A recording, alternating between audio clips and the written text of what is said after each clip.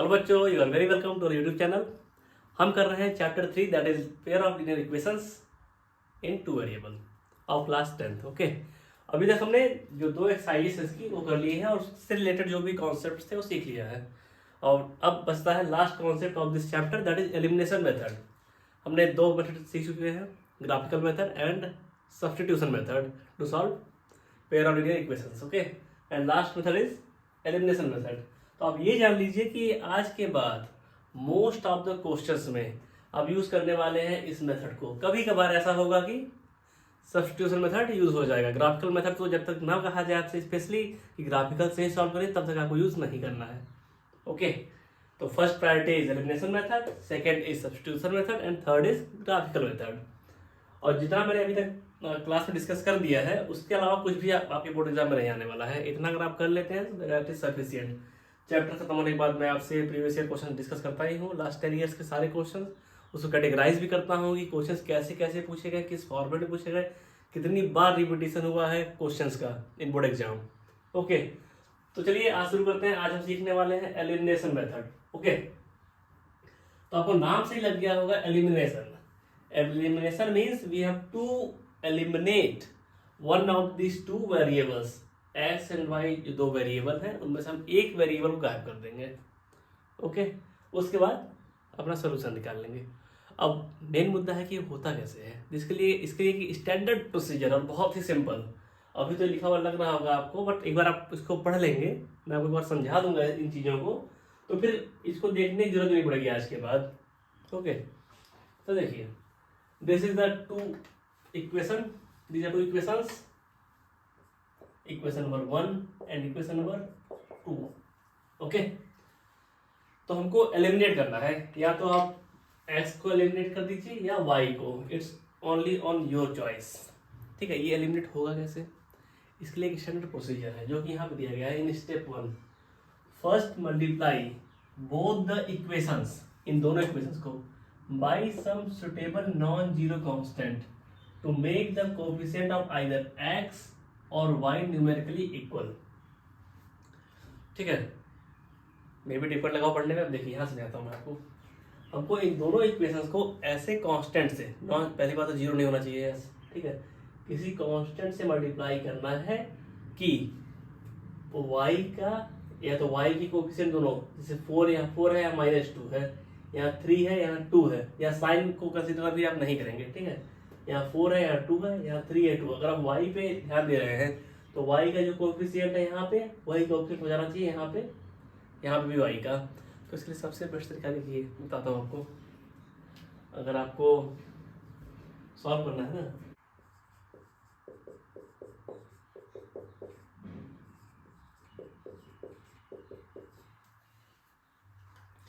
ये जो दो इक्वेशन है, अगर आपको y की कोएफिशिएंट को इक्वल करना है ना, सबसे बेस्ट तरीका है कि जो सेकेंड इक्वेशन का y का कोएफिशिएंट है इसको ऊपर मल्टीप्लाई कर दीजिए, और जो फर्स्ट इक्वेशन का y का कोएफिशिएंट है इसको नीचे मल्टीप्लाई कर दीजिए।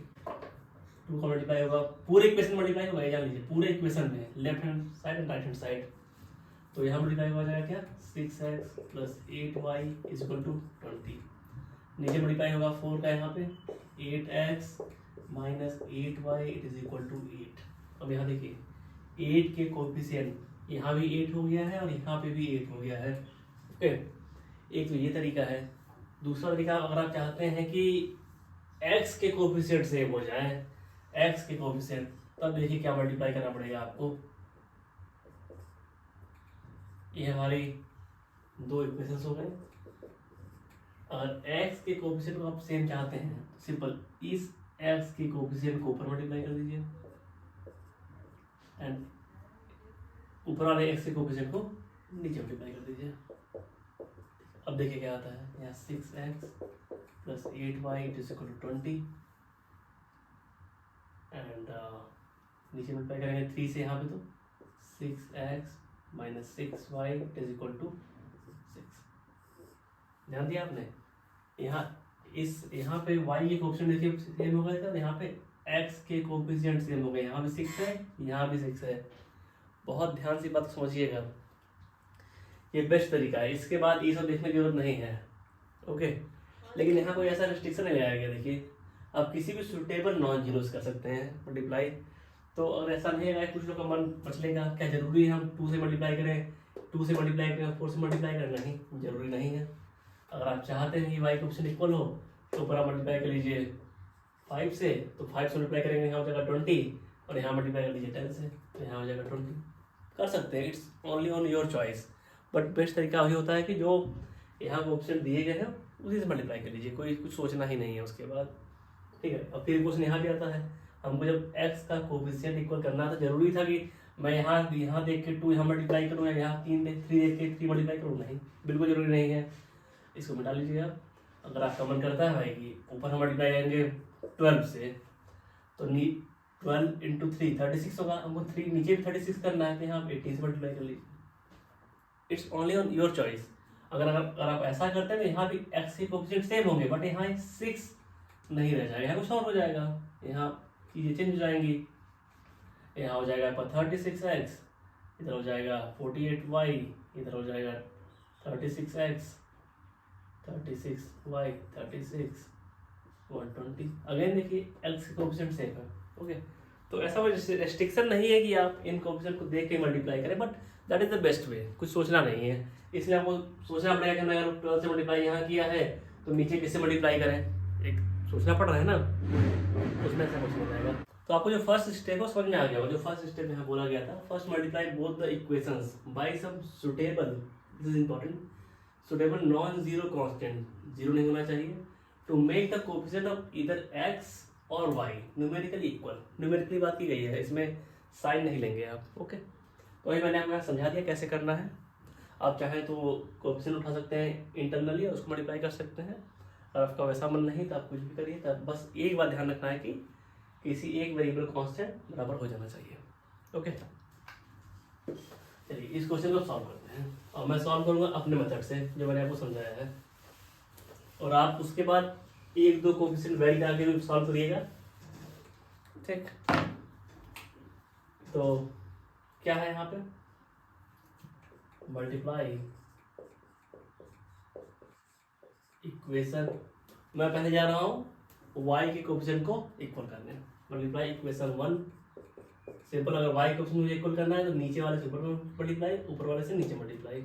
इक्वेशन 1 बाई 2, इक्वेशन 1 में 2 से मल्टीप्लाई किया मैंने, जो सेकंड का कोफिशिएंट है, एंड इक्वेशन 2 बाई इक्वेशन 2 में मैंने जो फर्स्ट इक्वेशन है उसके कोफिशिएंट से मल्टीप्लाई किया, दैट इज 4। ठीक है, तो देखिए क्या आएगा, इसमें आप मल्टीप्लाई कर रहे हैं बाई 2, सेकेंड में मल्टीप्लाई कर रहे हैं बाई 4, तो लेट्स सी व्हाट हैपेंस। यहाँ आएगा 6x प्लस इधर आएगा 8y, it is equal to 20। इधर आएगा 8x, 4 से आप मल्टीप्लाई हो रहा है यहाँ पे, 8x minus 8y it is equal to 8। This equation third and this is equation number 4। Okay, तो जो पहला स्टेप था वो सॉल्व हो गया, कर लिया हमने y के कोफिशिएंट को न्यूमेरिकली इक्वल कर दिया है। देन ऐड और subtract one equation from other so that one variable जिसको आपने इक्वल किया है वो एलिमिनेट हो जाए।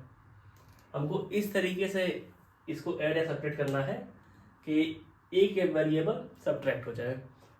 तो देखिए यहाँ हमको बस एडिशन करना पड़ेगा। अगर आप ऐड कर देंगे इन इक्वेशंस को, इन इक्वेशन को ऐड कर देंगे आप, तो -8 + 8y - 8y से कैंसिल आउट हो जाएगा। ओके, तो हमारा आंसर आ जाएगा सीधे 14x। एडिशन होगा, यहाँ जाएगा 14x, ये कैंसिल आउट होगा, इस तरफ आ जाएगा 28। ओके, यहाँ तो ठीक है। अगर यहीं पे मान लीजिए, अगर नेगेटिव ना होके यहाँ पॉजिटिव होता तो क्या ऐड करने से ये कैंसिल आउट होता? 8y ऐड करने से कैंसिल आउट ये नहीं होगा। तो उसके लिए हमको क्या करना पड़ता है, we have to subtract third equation from 4। तो अगर सब्ट्रैक्ट करेंगे तो यहाँ भी नेगेटिव आ जाएगा, यहाँ भी नेगेटिव आ जाएगा। मैं आपको सिखा दे रहा हूँ एक ही क्वेश्चन में सारे कॉन्सेप्ट, ठीक है। अगर ऐसा होता तो यहाँ क्या होता, 6 में से 8 जाएगा, हो जाएगा -2x, यहाँ +8y था, यहाँ -8y हो गया, कैंसिल आउट हो जाएगा 0, और यहाँ भी माइनस आएगा, ठीक है। और देखिए यहाँ माइनस क्यों आ रहा है, अगर यहाँ प्लस इसलिए माइनस आ रहा है, यहाँ प्लस आ रहा है इसलिए माइनस, यहाँ प्लस इसलिए माइनस, नेगेटिव करने में वही अगर कंडीशन ऐसी होती है, यहाँ नेगेटिव होती है, यहाँ प्लस लिखना पड़ता है हमको। ओके, हम कोशिश करेंगे काफ़ी सारे, तो आपको एक आइडिया हो जाएगा, अभी में भी कंफ्यूजन हो तो देखिए 6 में से 8 गया, -2x आया, +8 -8y कैंसिल, 20 में से 8 जाएगा, it is equal to 12। Okay, तो यहाँ ये एक अलग अलग इक्वेशन आ गई, बट इट हमें घटाना कब है, जब दोनों प्लस आ गए हैं। लेकिन हमारा जो सिनेरियो है दैट इज डिफरेंट, हमारे में तो ऑलरेडी माइनस है, तो हम y विल सब्ट्रैक्ट, हम इसको ऐड करेंगे। ओके, क्या लिखेंगे, add equation third and fourth, ठीक है। एडिशन करेंगे, क्या आएगा, ऐड करिए, थोड़ा एलिमिनेट करके लिखते हैं, 6 8 + 8y plus 8y -8y, it is equal to, इधर भी एडिशन होगा 20 + 8, तो 8y से 8y कैंसिल आउट हो जाएगा, 6x से 8x 14x हो गया, that is equal to 20 + 8 that is 28, ठीक है। तो हमने जो सेकंड स्टेप था वो फॉलो कर लिया, हमने सेकंड स्टेप जो फॉलो किया, तो we got an equation in one variable, this is equation number 5, ठीक। Now we got equation number 5। तो देखिए जो हमारा सेकंड स्टेप था वो कंप्लीट हो गया है। क्या इसमें बोला गया था, ऐड और subtract one equation from the other so that one variable gets eliminated. इसको हमने इसमें ऐड किया and one variable that is y got eliminated, यहाँ बस x बचा हुआ है। If you get an equation in one variable, find value of that variable, हमको इक्वेशन में मिल गई इन वन वेरिएबल, देन हम लोग यहाँ पे वैल्यू फाइंड कर लेंगे, x will be equal to 2। Okay, now put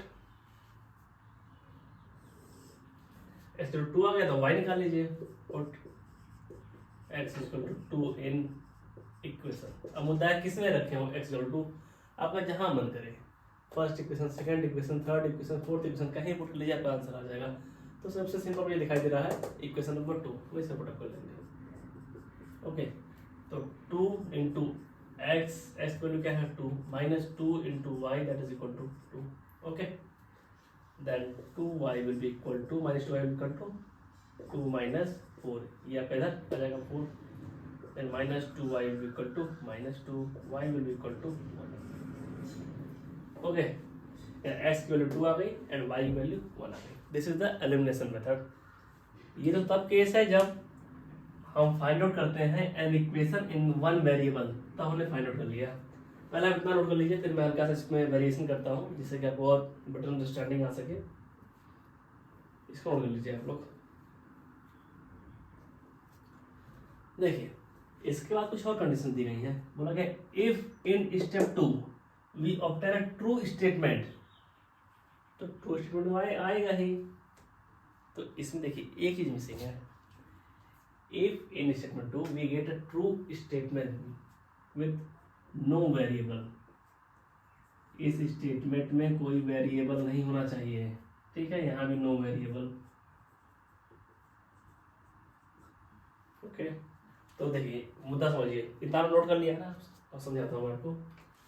अगर ऐसा हो जाता कि आप इसको सॉल्व करते हैं और y भी कैंसिल आउट हो जाए और x भी कैंसिल आउट हो जाए और हमारे पास फाइनली आए 0 इज इक्वल टू 0, तब तो ठीक है, then there is no issue, कोई इशू नहीं है यहाँ पे, क्योंकि 0 इज इक्वल टू 0 होता है, दिस इज ट्रू स्टेटमेंट। अगर ट्रू स्टेटमेंट है, after a true statement with no variable, या वेरिएबल देखिए कोई नहीं है, then original pair has infinite many solutions. Okay, अगर यहाँ ट्रू स्टेटमेंट आ रहा है तब ऐसा होगा, अगर ट्रू स्टेटमेंट आ रहा है तब ऐसा होगा कि इनफाइनाइट मैनी सॉल्यूशंस होगा। इसका मतलब हो गया कि दोनों लाइनें कोइंसिडेंट है, एक के ऊपर दूसरी लाइन ऐसे है। Okay, but second condition is कि यहाँ 0 ना आके 8 आ जाए, तो 0 तो 8 के इक्वल नहीं होता है। तो देखिए second condition, if in step 2 we obtain a false statement, ये तो फॉल्स स्टेटमेंट है ना, अगर ऐसा आता है तो false statement with no variable यहाँ नहीं है कोई, देखिए, then original pair has no solution, इसके कोई सॉल्यूशन नहीं होंगे, ये आपका इनकंसिस्टेंट होगा। इसका मतलब लाइन सर, ये रिप्रेजेंट तो लाइन को ही करता है ना, रिप्रेजेंट तो लाइन करता है, तो इसका मतलब लाइनें पैरेलल है, इस तरीके से कभी इंटरसेक्ट नहीं होंगी। It's like rails. ओके, इतना आप समझ गए होंगे। अब हम कुछ क्वेश्चंस करेंगे जिससे कि क्लैरिटी और बढ़ जाएगी। तो आपने पहले क्वेश्चन उतार लिया होगा। ओके, ये सब अपलोड मत करिएगा जो मैंने यहाँ पर किया है, ये सब काम नहीं करना है आपको, क्योंकि नोट अच्छे बनने चाहिए जिससे कि आप बात समझ सकें। यहाँ जो था वही रहेगा, ये नोट कर लिया होगा आपने। फिर ये बड़ा नोट करना है। इसके बाद मैं आपको 2 एग्जांपल्स और कराऊंगा जिससे एकदम क्लियर हो जाएगा कॉन्सेप्ट। ओके, देखिए पहला एग्जांपल हमने किया, बिल्कुल स्टेप बाय स्टेप गए इससे, और हमने complete what is the main content in this steps are given उसको समझा। ओके, और हम करने जा रहे हैं second example, and will again follow the same thing. देखिए इंग्लिश में लिखी गई है तो लग रहा होगा बहुत ज़्यादा काम यहाँ करना कुछ है नहीं। सिंपल सा फंडा है कि आपको एक वेरिएबल को हटाना है, एलिमिनेट करना है, जो एक बचेगा उससे वैल्यू निकाल के दूसरी वैल्यू निकाल लेनी है। ठीक है, तो क्या करना है हमको, फर्स्ट ऑफ ऑल किसी एक वेरिएबल की कोएफिशिएंट को बराबर करना है। तो मल्टीप्लिकेशन के लिए आप जो पहला स्टेप दिया है इसमें आपको नॉन जीरो नंबर से मल्टीप्लाई करना है। This is equation number 1, this is equation number 2। तो यहाँ देखिए, चलिए हम लोग इस पर काम करते हैं एक्स की वेरिएबल पे। ओके, यहाँ कांस्टेंट 4 है, यहाँ कांस्टेंट 2 है, तो इसमें 2 से मल्टीप्लाई कर दीजिए एंड इसमें 1 से। यहाँ 2 से मल्टीप्लाई करेंगे इन होल इक्वेशन, तो यहाँ हो जाएगा 4, और यहाँ 1 से मल्टीप्लाई कर रहे थे, यहाँ 4 का 4 रहेगा। Okay, multiply equation 1 by 2 and equation 2 by 1। तो क्या आएगा, ये 2 से मल्टीप्लाई करेंगे तो यहाँ हो जाएगा 4x, इधर होगा 6y, it is equal to 16। नीचे 1 से मल्टीप्लाई करें तो क्या होगा 4x plus 6y, it is equal to, it will be as it is. This is equation number 3 and this again, इसका 4 नंबर ले लीजिए क्योंकि हमने मल्टीप्लाई किया है 1 से। ओके, नाउ हमको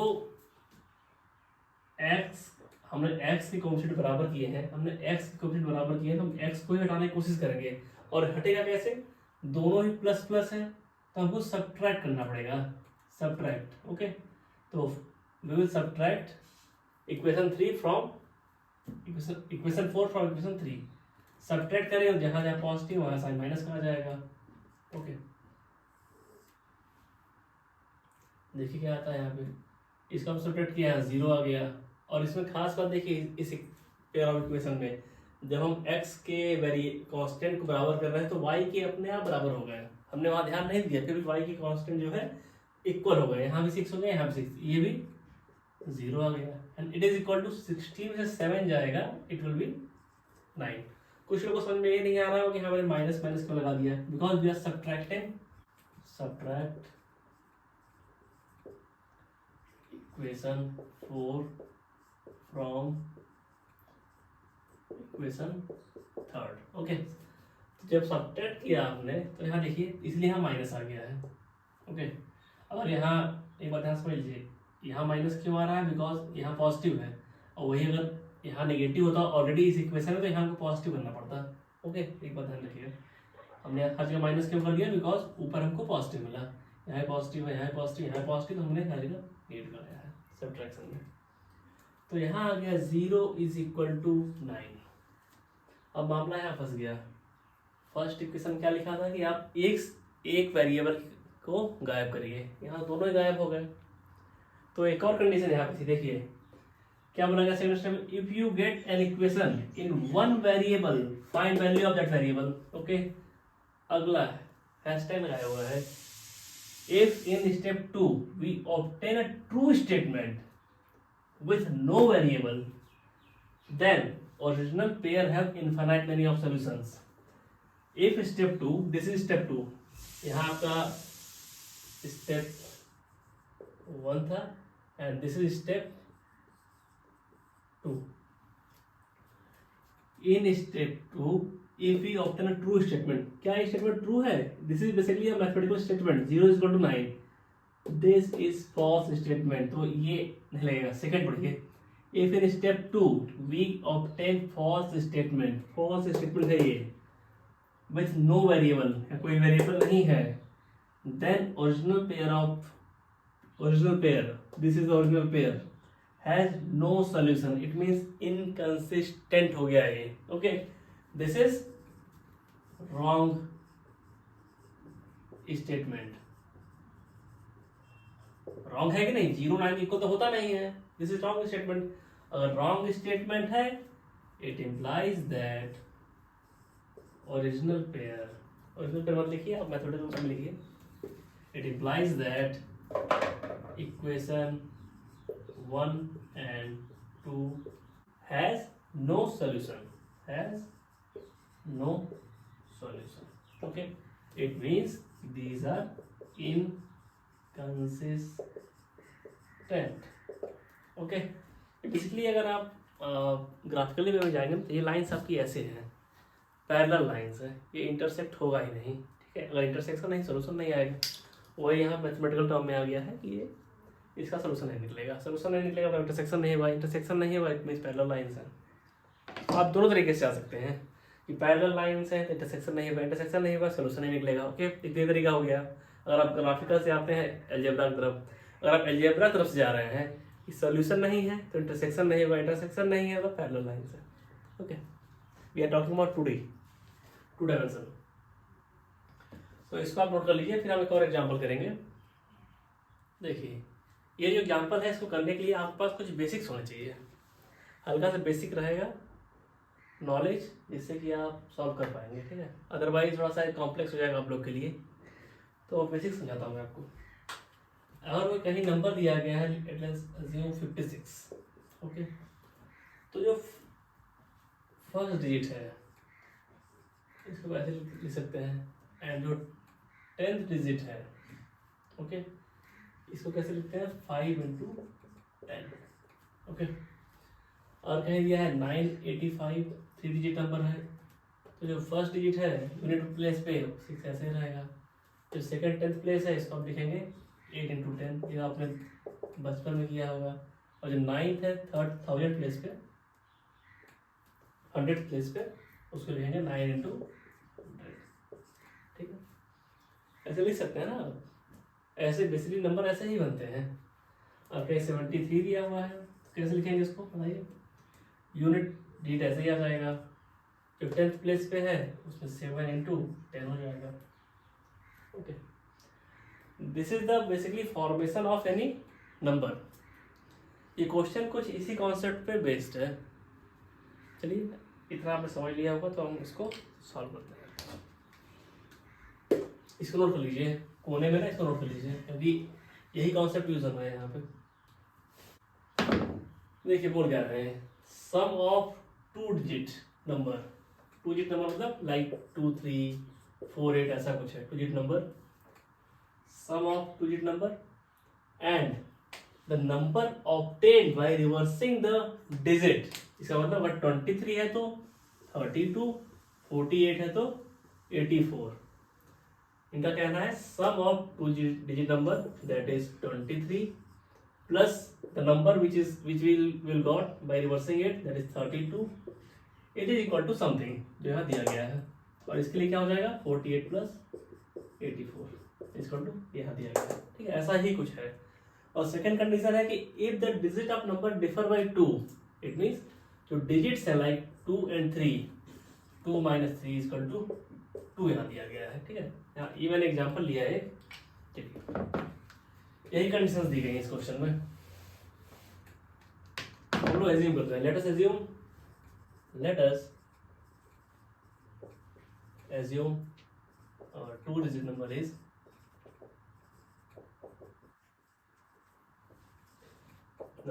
क्या है? x y.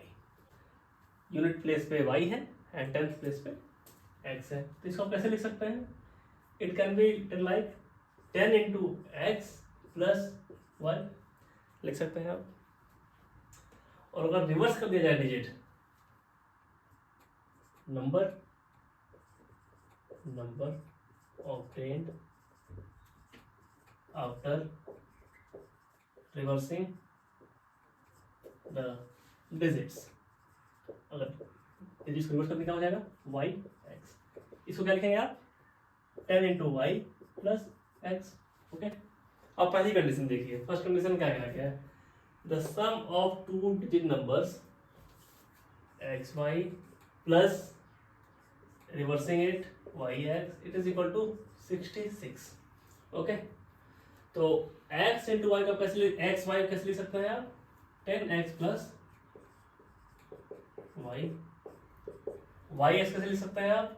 10y plus x that is equal to 66।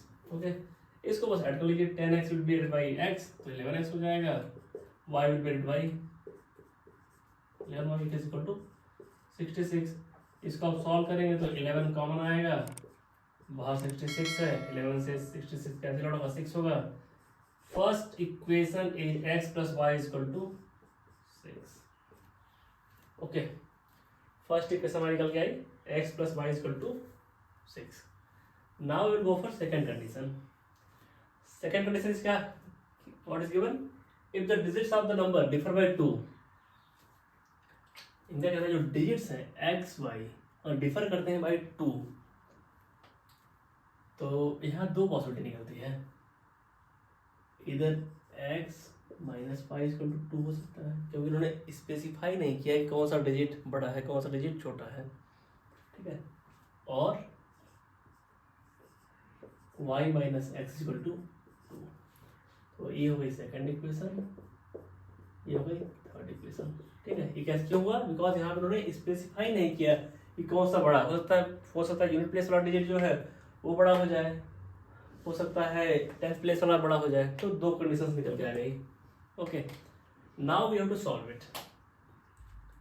देखिए सॉल्व करते हैं कौन सा? Take equation 1 and 2। ये तो इक्वेशन दोनों में जाएगा, ये इक्वेशन रहेगा और सेकंड इन लोग लेते हैं। फर्स्ट क्या है? x plus y equal to 6। Second equation है x minus y equal to 2। सबसे बेस्ट तरीका है एलिमिनेशन मेथड से सॉल्व करना। तो क्या करेंगे? यहाँ देखिए y के कोएफिशिएंट सेम दिख रहे हैं हमको और प्लस माइनस का कैंसिल आउट हो जाएगा, इन दोनों को ऐड कर दीजिए। तो क्या हो जाएगा? इधर 2x y कैंसिल हो जाएगा, इधर आ जाएगा 8, यहाँ से x की वैल्यू निकल के आ गई 4। ठीक, एड इक्वेशन 1 एंड 2 ऐसा करने पे x की वैल्यू 4 निकल के आ गई।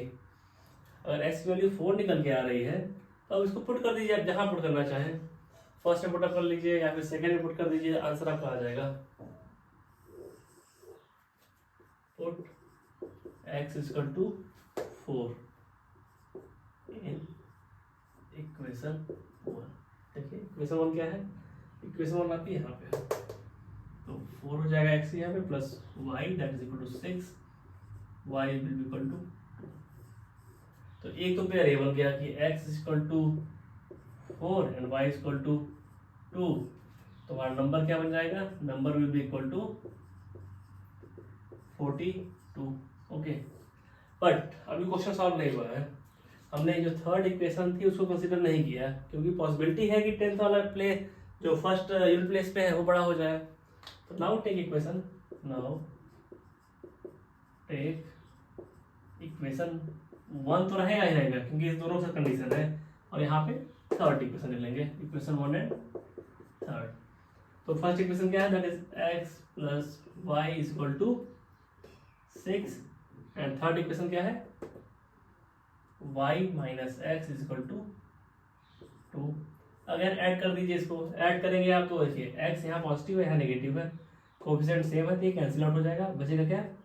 2y that is equal to 8, y की वैल्यू 4 आ गई। Again now put y equal to 4 in, या तो आप इक्वेशन 1 में पुटअप कर दीजिए इसको y की वैल्यू को, या फिर इक्वेशन 3 में पुटअप कर लीजिए, तो आंसर आ जाएगा आपका। इसे इनपुट कर लेते हैं सिंपली इन इक्वेशन 1। तो x तो ऐसे ही रहेगा, y की वैल्यू 4 है, इधर आपका 6 है, तो x आ गया 2। ओके, तो आपका नंबर हो गया, नंबर क्या हो जाएगा 24। ओके, क्योंकि हमारा एक्स वाई नंबर है ना, तो यहाँ एक्स वैल्यू 2 आई तो 2 हो गया, वाई की वैल्यू 4 है तो 24 हो गया। और इस केस में ये आप ले सकते हैं, डिफरेंट केसेस बना लीजिए। This is case 1 and this is case 2। Okay, और अगला क्वेश्चन पूछा उन्होंने कि how many such numbers are there, 2 कह सकते हैं, 0 2 नंबर्स।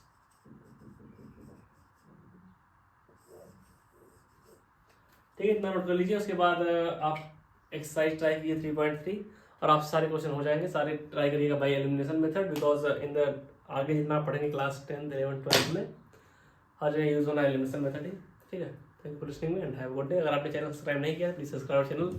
आप देख ही रहे हैं कितनी मेहनत लगती है वीडियो बनाने में। Okay, thank you.